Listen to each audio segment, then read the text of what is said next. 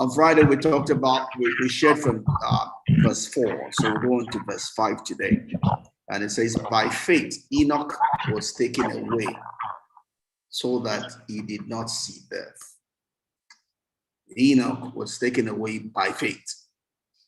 He was taken away by faith. Again, we'll go back to verse 2.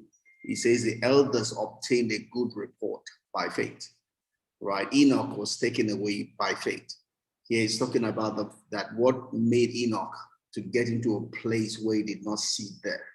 What made him to qualify not to see death?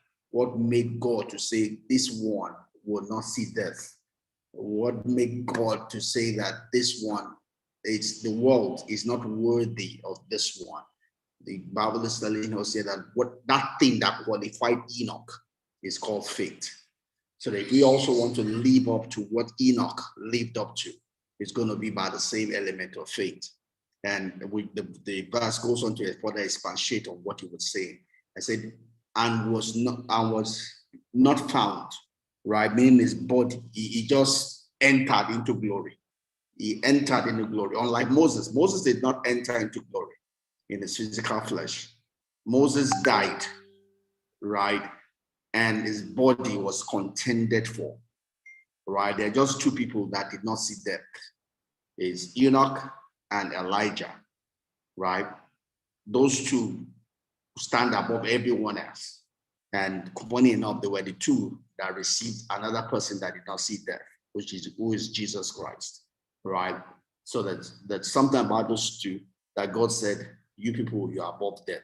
You're not going to see death, right? In a sense, Elijah came back and saw death because in John the Baptist was the spirit of Elijah, right? But the spirit of Elijah, not Elijah, right? But God said that thing that qualified Enoch, that made him not to see death, was because he had faith in God, right? God took him before he was taken, he had this testimony that he pleased God. So all of that, summary of all of that is the faith we're talking about that made God to say this one is above death, was whatever he did could be summed up in one thing: he pleased God. Not that he was religious, not that he did our religious observations, but whatever is in the sum total of his life was that he pleased God. And the Bible says that thing that made him to please God is called faith. Meaning that if we also want to please God, there's only one way to pleasing God. Only one avenue to pleasing God, which is summarized in the next verse that follows, right, is to have faith. To have faith, right? It's not by religious observation. It's not by going to church on Sunday. It's not by praying. It's not by anything else. Because anything else will do that does not have this element called faith does not qualify. Mean that if I pray without faith, I'm not pleasing God. If I go to church without faith, I am not pleasing God. If I give offering without faith, I am not pleasing God.